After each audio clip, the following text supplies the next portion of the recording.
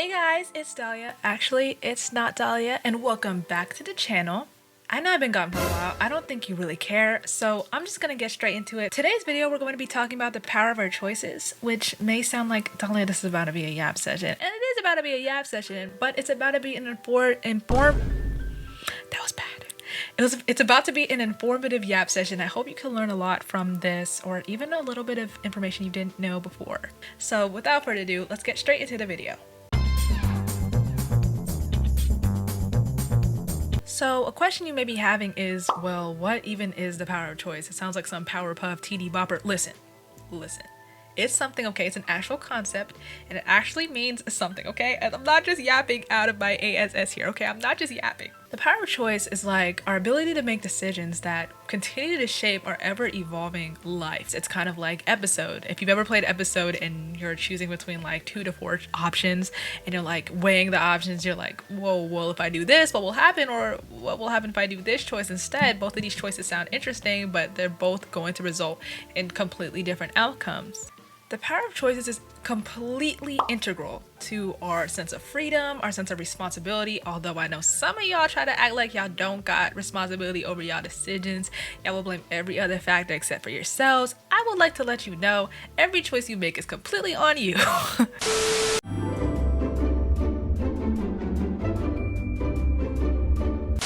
And sometimes we don't really recognize that we have so much power over our own lives. It's a critical part of our self-development, right? So just like how an episode character, you continue to make choices to further develop the character, we are constantly developing as if somebody was playing our episode story, you know what I'm saying? So our choices that we make from day to day is constantly adding to our character development, I guess you would say that, if we were all in one big TV show. Probably the scariest thing of them all is that every single choice we make has far-reaching consequences that we may not see in the present, but they will come, okay? Now, whether it's good karma or bad karma, we'll never know, okay? We're not fortune tellers.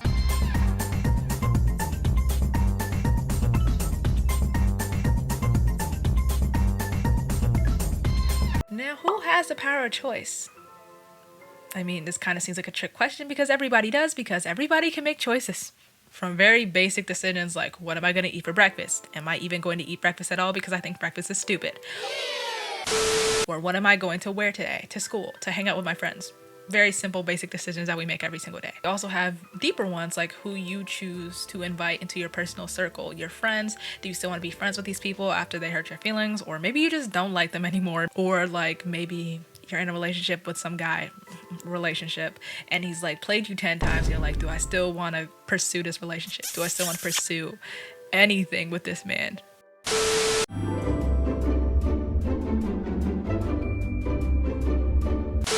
Now let's discuss some of the motivation behind our choices. All of the choices you will find that you make is based on a pleasure or pain scale. So we assess whether our choices are going to either give us immediate pleasure or avoid immediate pain.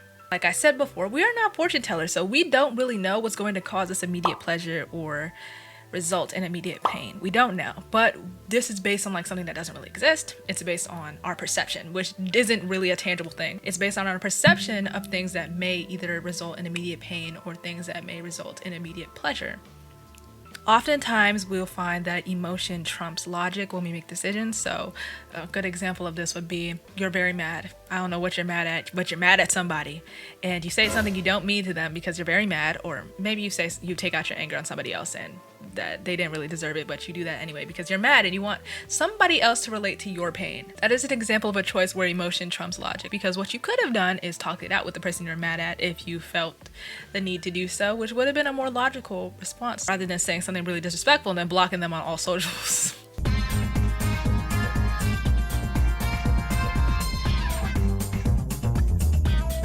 Now I have a question to pose to you. Yes, you. When making decisions, do you think our first instinct is to avoid immediate pain or gain immediate pleasure? Do you think we are always seeking out that pleasure aspect, or are we just trying to avoid as much pain as possible? I'll give you like a second or two.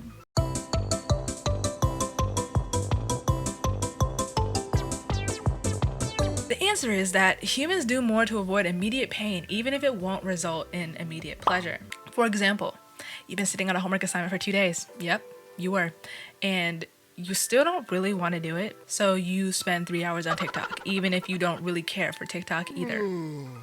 You're not really gaining immediate pleasure unless you're a TikTok fiend, but you are literally finding anything to do instead of doing the homework because you know it will cause you immediate pain, which it's not like the homework has a knife to your throat and it's gonna slit it, but you're trying to avoid that pain, that discomfort that comes with doing homework.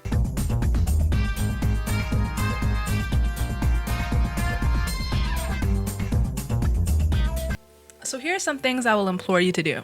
Think of a situation right now that you aren't very happy with. Then consider, where do you want to be instead? This is like a goal setting aspect. Then brainstorm some ideas, some very powerful choices you can make that can get you to that goal. Let's say I'm unhappy with how my body looks. My arms are toned, but they're very weak. This is a reality, okay? I prefer if my arms are stronger. My immediate instinct will be to go to the gym for a day and then just lift like 50 pounds that I cannot carry in hopes that it'll make my arms mad buff overnight. However, that's not a good decision. I remember I did this once and my arm, I could only hold it like this. Like I couldn't extend it at all. It hurt that bad. A powerful choice I can make instead is set a plan so I could go to the gym every morning or whatever and maybe start with 20 pounds. I don't even think I could lift 20 pounds. In conclusion, the power of choices is our subconscious tool that is constantly, consistently, and always, frequently shaping our futures and our lives. It will continue to do so. You can't get rid of it. If we embrace the power of choices and we use it, we can make more positive decisions for our life and more well-informed, logical decisions in our lives. This will allow us to shape our own narrative, shape our character, and continue to navigate our ongoing, seemingly never-ending journey of making choices and watching them play out in real time. Hopefully this video, if it didn't teach you something new, hopefully it empowered you to make some more logical decisions and think a little bit more of where your actions are coming from. Hope you guys enjoyed, and I'll see you in the next one. Bye!